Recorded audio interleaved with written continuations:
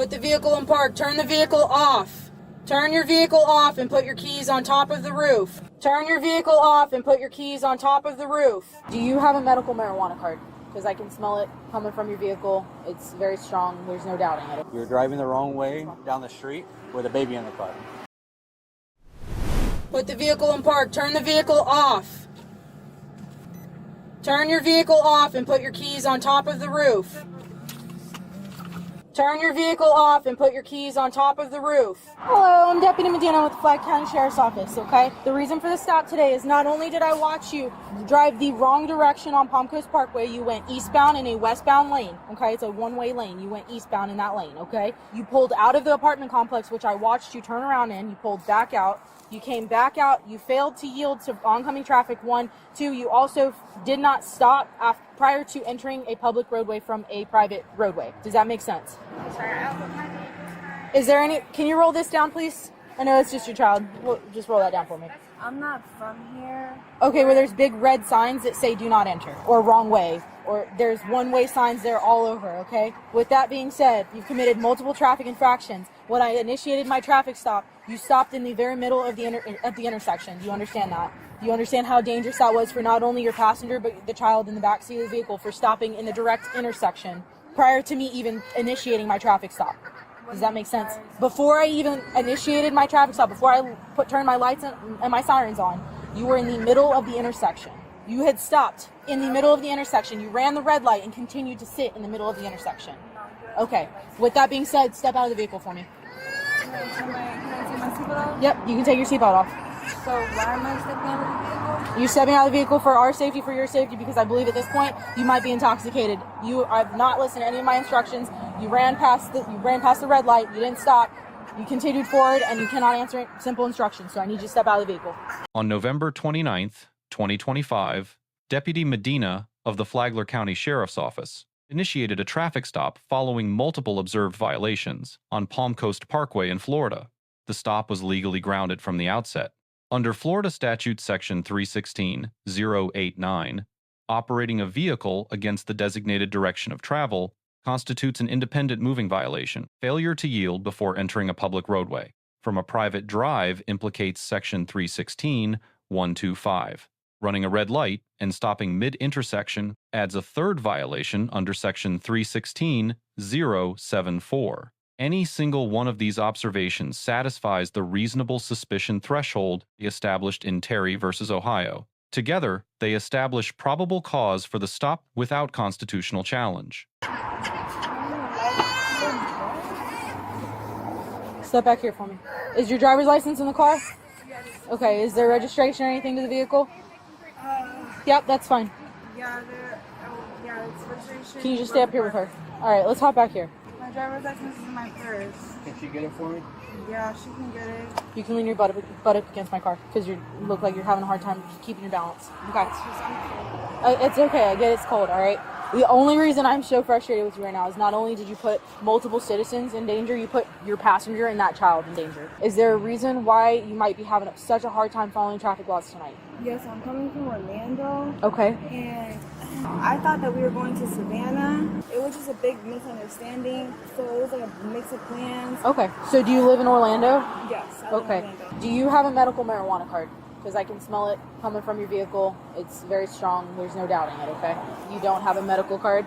Okay. Have you smoked in the vehicle, had it in the vehicle, anything of that nature? I don't smoke weed. I smoke cigarettes. You smoke cigarettes? Okay. Have you had anything to drink tonight? No, I don't smoke. You haven't? I'll take a breathalyzer test right now.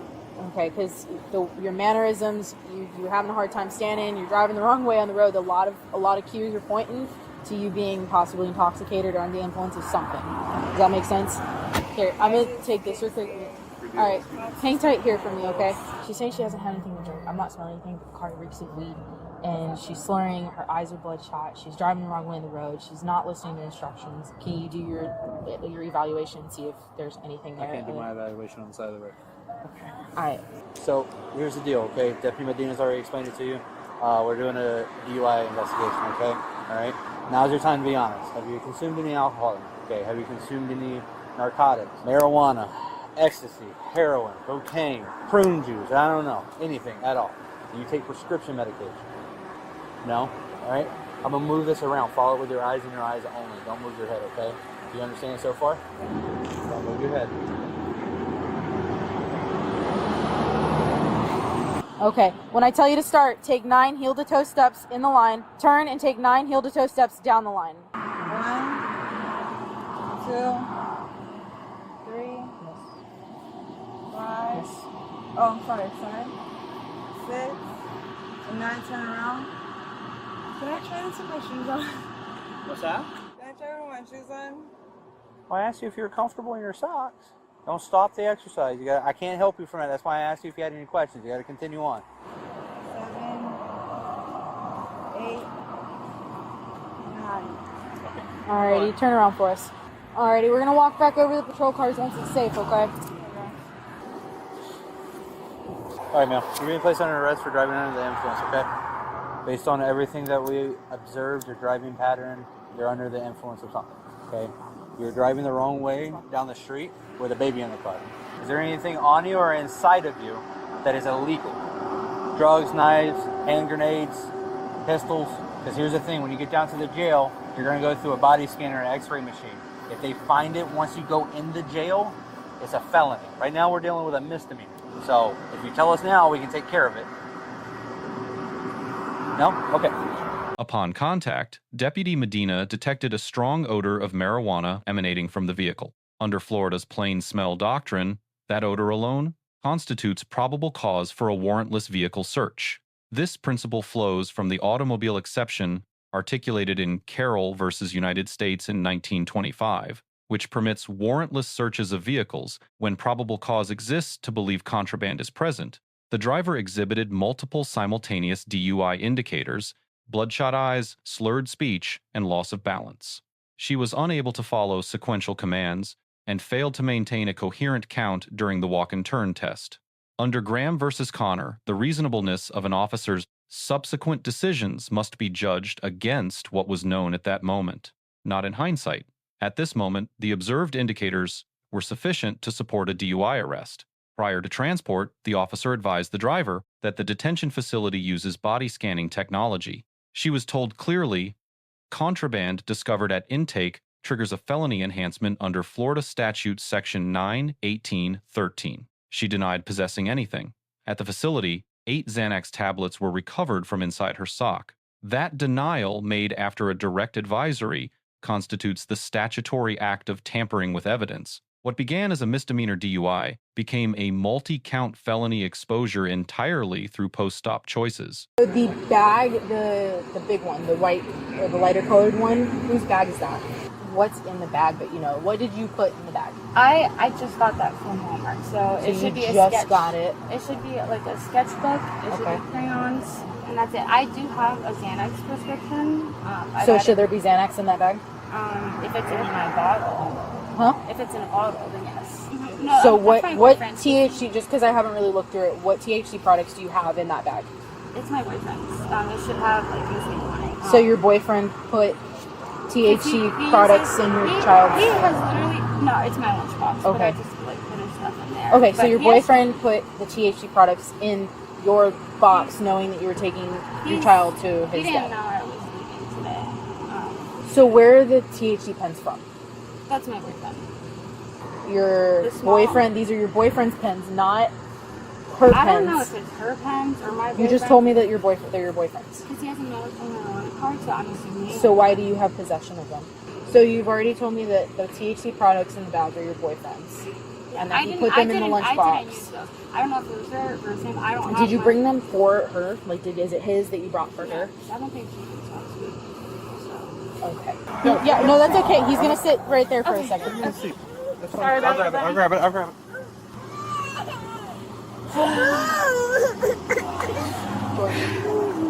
Put your hands on the back. Alright, you're being placed under arrest, okay? You're being placed under arrest for the THC pens. You keep lying to me about it. Whether or not she put it in your bag, she's claiming that you have gotten it from your boyfriend, which is accurate to the story you told me, that you got it from your boyfriend and that he put in there. You ended up telling me that she might have put it in there, but then you continuously kept telling me that your boyfriend put it in there for you. Yes, I would love for you to explain. I don't even understand. I don't know. I've never been in this I get it. situation. I Look, scared about my you may big have a boy. clean record, you might have another card, you might have this, and you might have that, but you gotta understand in our predicament, okay? Our perspective, just scared about my I baby want boy. to believe you, I wish I could believe you, but what you're telling me may make sense to you, but it doesn't to me. Okay? Because if you are being warned that you may have something that you're not supposed to have in your possession after you leave, mind you, you were warned. I'm saying like In general, yeah. as well as But what is in that lunchbox? Like what that lunchbox? Why is it so important? I don't use it here. I didn't know. But he's not here, so why'd you take it? Because I just took it because I use it too. Like I literally was like rushing out. I live with my aunt, so everything's out in the open, right? So if I knew that was his whole family knows he has his card. Okay, but do you have a card? That's the question. No, I think that's what Deputy but- Mink is explaining. But it's not mine, though. Okay, so what I've gathered so far. Okay, hear me out. And you're saying that I'm not frustrated with you. Okay, what we're trying to do is we're trying to get down to the bottom of what's going on. Stand by with this.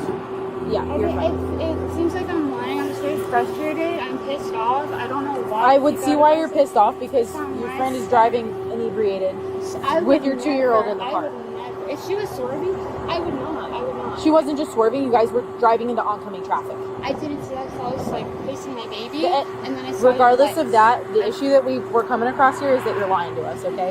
This could be easily settled, all right? You have the THC pins in your possession, in your bag. You've told me already that they are your boyfriend's, right? We've already, hear me, let me walk you through it. Let me walk you through it. Okay, you've told me already that the THC pens are your boyfriend's. There's a backpack. It's your backpack. It's in the car with you. The actual owner you're claiming is nowhere here. Like I had the white backpack. No, the vapes, those THC pens were inside of the blue lunchbox that I guess you have been warned before that there might be stuff of concern. Kind of the blue lunchbox was not in my backpack. It was in the car, and I put it in the backpack because he told me to get my stuff because he was going to take me to. So the blue lunchbox that you originally said yours. No, Are you saying it's no longer yours? No, I'm saying it was not in the white backpack. So Regardless, it's yours. You just told us that, see, and that's another lie you just caught yourself in, because you just told us that you put the lunchbox in the backpack. I'm not here to attack you in any way. No, we're trying to figure out where this is at and why it's there. Okay, look, understand that lunchbox, okay, let's say it wasn't in the backpack, but you're telling me initially it wasn't. It doesn't matter. You own that lunchbox.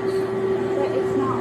It's like my boyfriend's. I use it. This car that Deputy Medina pulled over. Let's take you completely out of the picture. Let's use your friend as an example. Hear me out. I don't know. I get it. You're pissed right now because you're right here in handcuffs. You got your 2-year-old. The whole situation is very shitty. I get it. When I saw this light, so I could happen.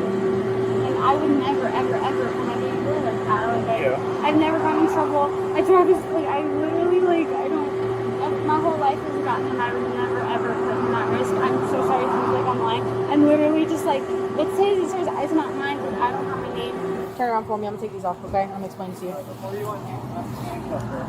But what we're not going to do is separate you from that baby. So what Deputy Medina is going to do is he's going to forward charges to the state attorney's office for what we would have taken you to jail for. If you don't go to court and take care of your business, you're going to have a warrant. It's a felony warrant. Okay, I will handle that immediately. Okay, but you need to understand that you need to pick better friends. This person is driving the wrong way down the street with that baby in the car. I'll be honest with you. I don't care about and I don't care about what you're doing. I care about that innocent baby right there that is beautiful. And in my license, I do have glasses in it, so it's hard for me to see at night. So Okay. I was paying attention to my baby. I wasn't focusing on what she was doing, so I honestly have no idea where you saw her do that. But here's the deal, okay? You don't have medical marijuana card. You should not have weed. Okay? Roll your hand. Like, roll it. Pull your hand out. Right? I cannot stress this enough to you. That child is the reason you're not going to jail. That's my whole life right There are 3 people right here that are all parents, and I do not want to separate you from your child. Okay? Turning to the passenger, Florida constructive possession requires 2 elements. First, knowledge of the presence of the controlled substance. Second, dominion or control over it. The passenger did not need to physically handle the THC pens. Access to the container and awareness of its contents are sufficient. Her own statements confirmed both elements. She acknowledged placing items into the lunchbox. She identified the items as her boyfriend's and stated she brought them for the driver. Each revision to her account contradicted the last. Under Florida Statute Section 893(13), that record built entirely from her voluntary statements satisfies both the knowledge and dominion prongs. The passenger's critical error was not possession. It was talking without counsel present. The Fifth Amendment right to remain silent exists precisely to protect individuals from self-incrimination in stressful, uncontrolled circumstances. Invoking that right is not obstruction. It is a constitutionally protected choice.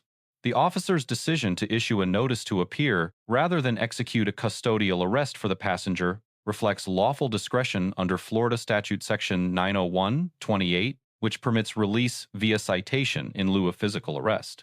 The stated basis, avoiding separation of a 2-year-old child from her mother, is consistent with individualized, proportional enforcement. The mechanism was used correctly, and the legal warning attached to it was explicit. Deputy Medina receives a B+. The stop was legally grounded, the investigation was methodical, and the discretionary NTA decision reflected sound, human-centered judgment. The minor deduction reflects testing conditions. NHTSA protocol recommends a dry, level surface for the walk and turn. Roadside testing on uneven ground introduces suppression risk. The driver receives a D. The pattern of driving endangered a child, a passenger, and the public simultaneously. The refusal to submit to chemical testing added an independent charge under Section 316(1932). The post-arrest concealment, after a direct legal advisory, and converted a misdemeanor into felony exposure. Each outcome was self-inflicted. The passenger receives a C. The underlying exposure arose from the substance of her own voluntary disclosures, not from the officer's investigation. Her cooperation was genuine but legally costly at every stage. The Flagler County Sheriff's Office receives an A-. Protocol-consistent enforcement, appropriate use of discretion, and professional conduct throughout a complex multi-subject encounter involving a minor. The NHTSA surface issue is the only deduction. 3 takeaways from this encounter. 1. Plain smell establishes probable cause in Florida. If an officer can articulate the odor at the time of contact, the search that follows is constitutionally valid regardless of whether any substance is later confirmed. 2. Voluntary statements under stress almost never help. Once Miranda rights attach, silence is the only legally safe response to questioning about contraband. Anything said becomes part of the evidentiary record on both sides of the courtroom. 3. Post-arrest choices carry independent consequences. Concealing contraband after a lawful arrest and a direct legal advisory does not reduce exposure, it multiplies it. The felony tampering charge here was entirely avoidable. Let us know if there is an interaction or legal topic that you would like us to discuss in the comments below.